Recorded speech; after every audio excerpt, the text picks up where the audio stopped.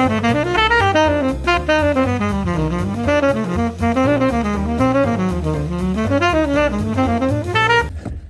there. So my virtual studio is open this week. This is where I've been teaching online since 2010. I wanted to share a lesson with you from the studio, something we were working on earlier this year. You'll notice my hair is quarantine length, but it was a fun one that we were working on because it takes one small phrase. We sometimes refer to them as nuggets, but a lick, a line, a phrase, whatever. One thing that we're gonna use through three different standards, three commonly called standard songs, and I'll show you how I use the same exact piece of vocabulary in single and double time. It references the sound of an altered dominant scale, so it has a cool sound over a 2-5-1.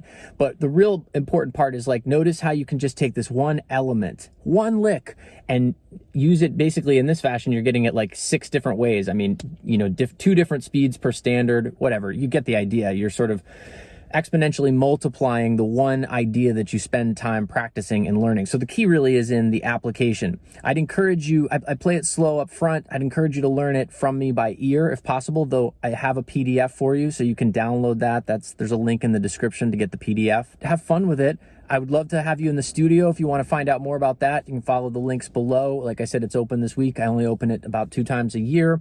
I'm very involved, and this is where I'm coaching students from all over the place. So it's a great experience, but regardless, I hope that this is a really fun idea for you to practice and that you get a lot out of it. So without further ado, I was going to say also the soprano ligature. I think it was that last video where I had my soprano ligature break. Then I played a show at the Baked Potato that night or the night after.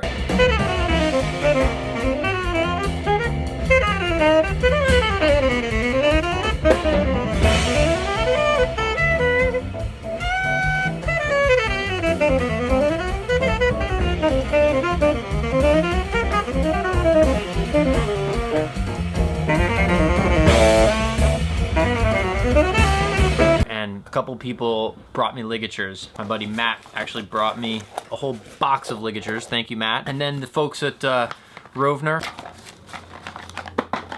Ta-da! Dark. Just like I play on tenor. Oh, so tiny. It's a little baby ligature. Oh! Where were we?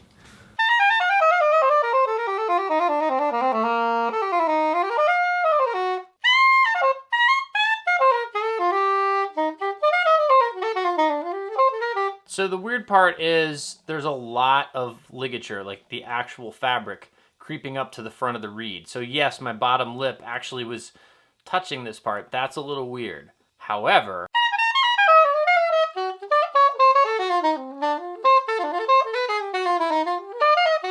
it plays really well. It instantly responds in a nice way. I don't feel like, sometimes I feel like with the metal ligature, I guess by comparison, some parts are more pinched, some parts are more bright. These things are really great. Thank you to the team at Rovner, much appreciated. And to Matt for this.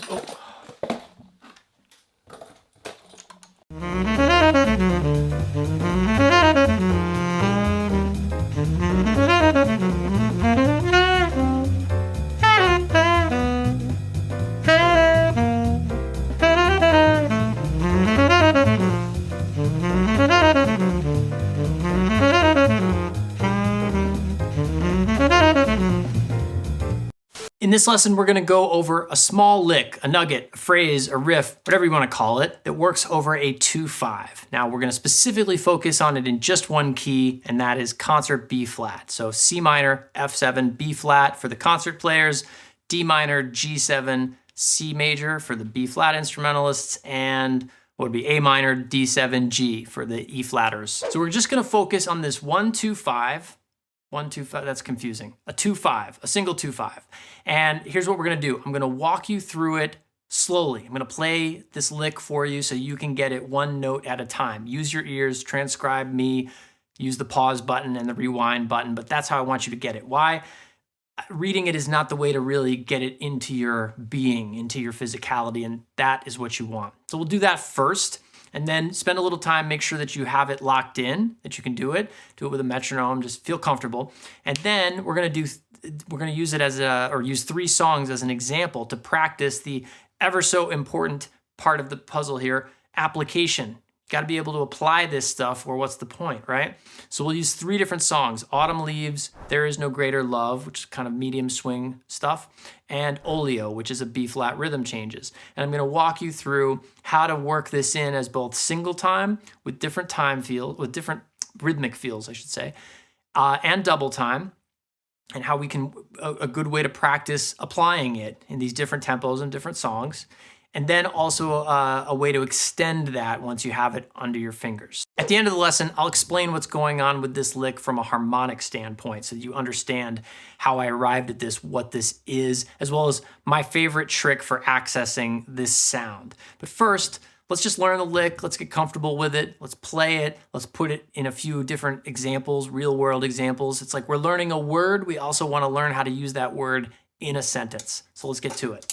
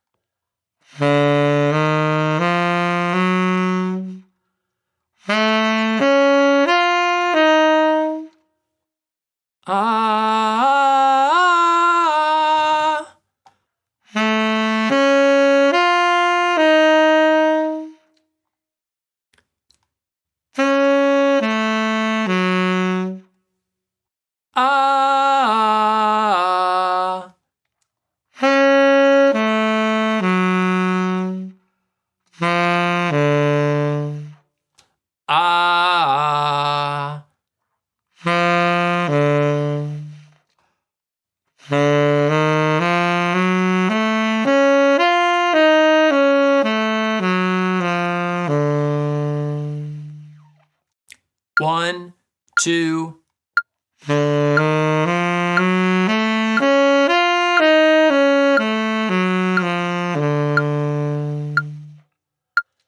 One, two.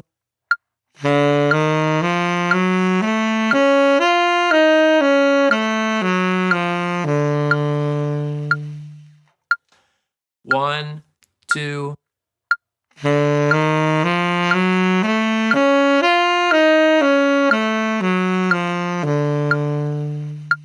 Now double time will come in on the E of 2. So 1 E and a 2 E. We enter on the E of 2. 1 E and a 2 E and a 3 E and a 4 E and a 1.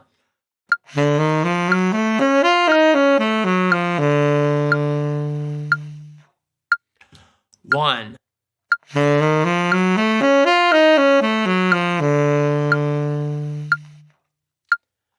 One.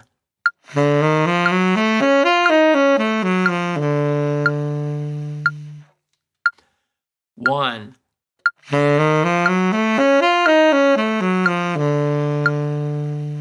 The first way we're going to practice applying this vocabulary, this lick, this nugget, phrase, riff, whatever you want to call it, we're going to use Autumn Leaves because Autumn Leaves is a standard that you definitely want to know, and it happens to start with a 2-5 in concert B flat. So I'm going to use the iReal Pro Play Along app because that allows me to loop a few measures. I'm going to loop the first 3 measures. So we have a 2-measure 2-5 or a 3-measure 2-5. Basically, the 2 chord lasts for a full measure, the 5 chord a full measure, and the 1 chord for a full measure.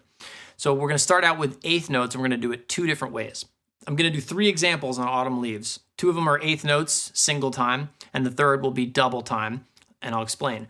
The first one, we're going to do straight 8th notes. So this is going to sound maybe a little bit weird because the backing track is going to have this robotic swing feel. I mean, it's a computer, but it's going to be 1, 2, 3, 4. So you're going to hear a ding, ding, ding, ding, ding, ding, ding, ding, and we're going to play da da da da da da da da da da da da da, straight 8th notes. The reason is we just want to get the thing under our fingers and just be really methodical about that with our timing and our accuracy and our delivery. So I'm going to do each example 6 times, I think, 6 full times. The second example, I'm going to go kind of the other end of the spectrum and do an exaggerated swing feel. So here, I want you to be thinking of a triplet subdivision. So the grid that you want to be thinking underneath that tempo, 1, 2, 3, 4 is 2, 3, triplet, triplet, triplet, triplet, triplet, triplet, triplet, triplet, boo, ba boo, ba boo, ba boo, ba boo, ba boo, ba boo. And I'm gonna over accent that a little bit on purpose. So you have sort of the very straight and the exaggerated swing. And it's just good because you practice it both ways. And then somewhere in the middle is the feel that you actually want. So that's single time. So eighth notes being 1, 2, 3, and 4, and 1. The delivery of the line is rest, 2, 3, and 4, and 1, and 2, and 3, and 4, and 1, and. That's how the lick fits. 1, 2, 3, and 4, and 1, and 2, and 3, and 4, and 1, and. The lick that you just learned. So that'll work for both of the first two examples. The third example will be double time. So rather than eighth notes, it will be 16th notes. So we need to allow more rest because we're going to end up in the same place. So we just need to rest longer. So the two chord, that full measure, that's totally a rest. And then we get to the 5 chord, it's going to be a rest on beat 1, a rest on the beginning of beat 2, and then the lick will now be E and a 3E and a 4E and a 1E. E and a 3E and a 4E and a 1E. So rest, 2, 3, 4, rest, 2, E and a 3E and a 4E and a 1E. That's the double time version. Just to show you how you can use this same information in lots of ways. Those are just two, but single time and double time over just this one song with the tempo remaining the same.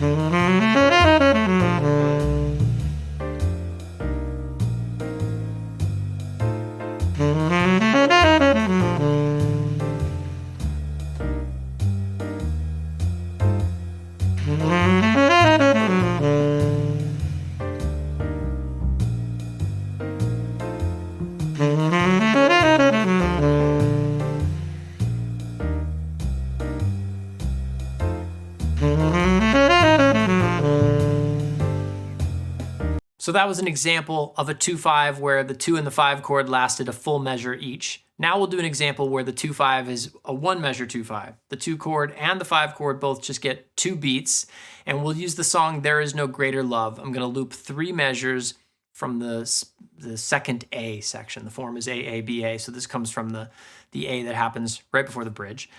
So we're going to loop that part. We're first going to do eighth notes, and I'm going to do them straight like I did before. What you're going to notice is that it works just as well whether we're squeezing it into the 5 chord or the 2 and the 5 are both there at the same time. So notice that it visually will appear different and that you're going to be playing the same thing. So the first example, I'll do 6 times, and it's going to be straight eighth notes. And then I recommend, if you do the exaggerated triplet version as well, you get that idea. But we're going to do the second example. I'm just going to skip right to double time. So we'll do the same thing we did before where we'll compress the information a little bit and we'll have to rest a little bit longer and then do it as 16th notes.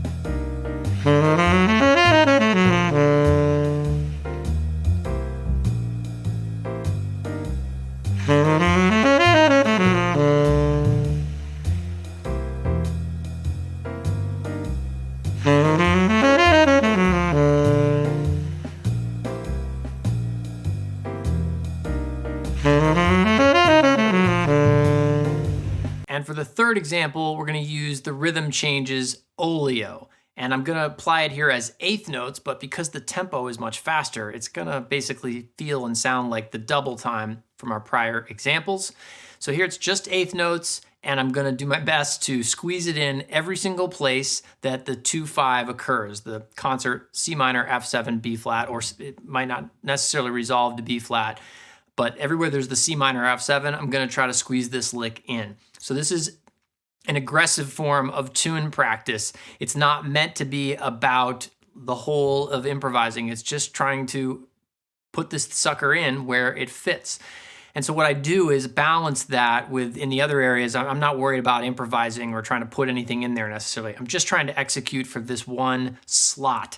Over the bridge, I think I'm gonna just do guide tones. So that's a good way to just outline the bridge as it's going by. So just thirds and sevenths, sevenths and thirds of those dominant chords.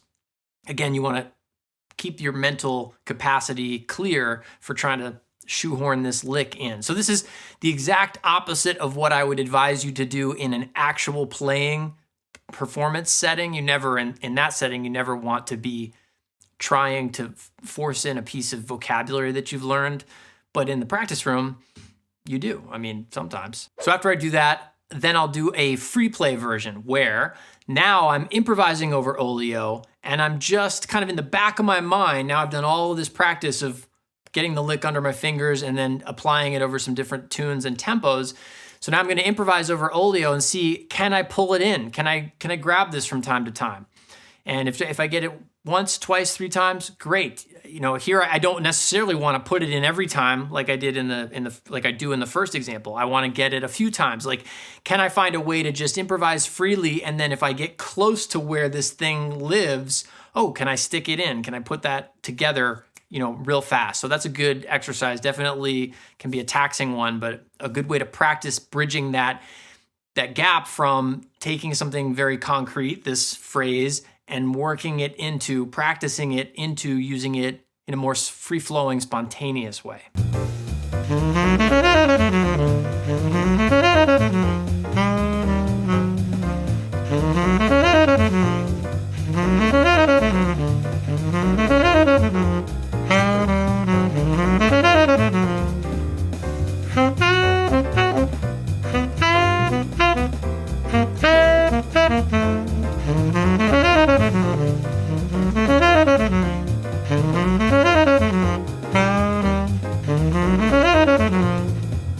And now free play. Let's do the free play example.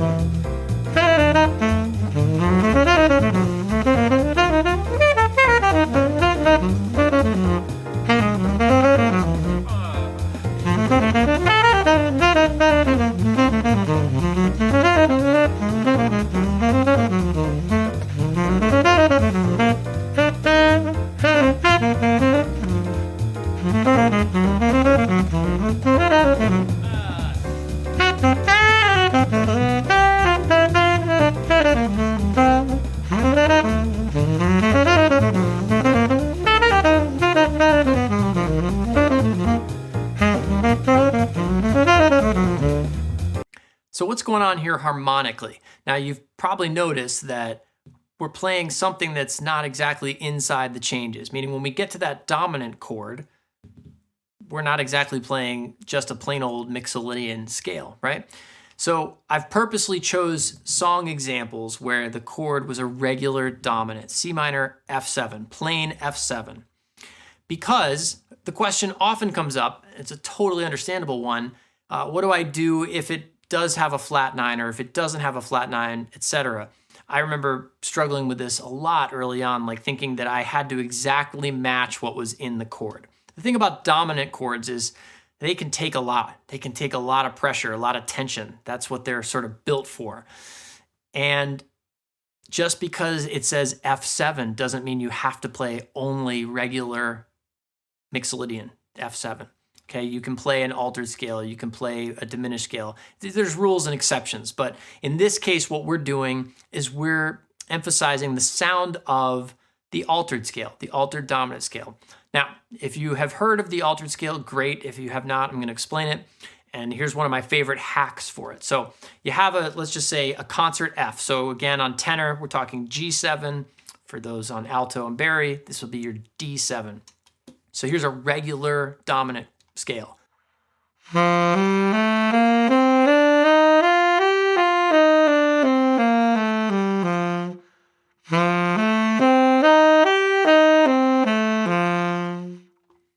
That's the scale up to the ninth and also the arpeggio up to the ninth. The altered scale sounds a little bit different.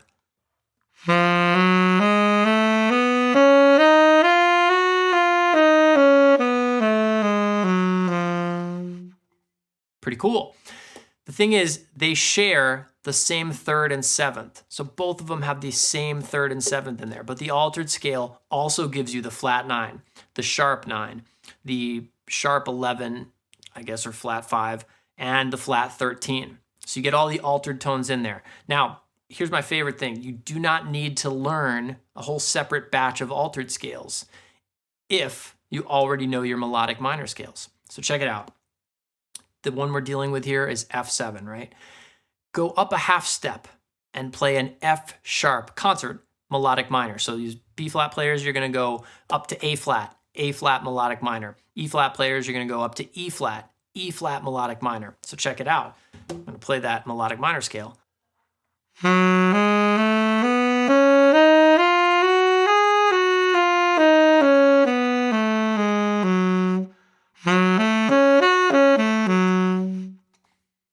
So that was the scale up to the ninth and back down again, melodic minor. And now if I play it, just the arpeggiate it and keep going. So like 1, flat 3, 5, natural 7, natural 9. Let's check this out.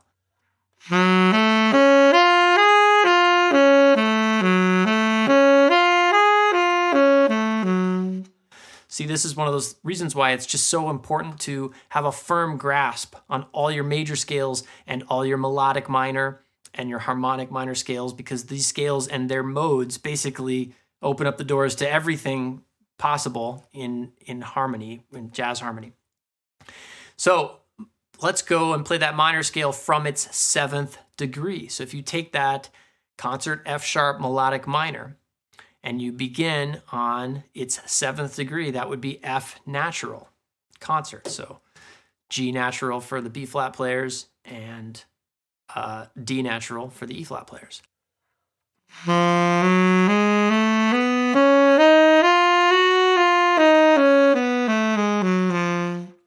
And there it is. There's your altered scale. That's your concert F altered scale. So that's my favorite little hack or trick for altered scales, is just whenever you see a dominant chord, go up a half step and play melodic minor. And then, you get used to that sound, but that will give you all of the nutrients that are inside that altered sound, that really cool altered sound. So this phrase that we're dealing with here,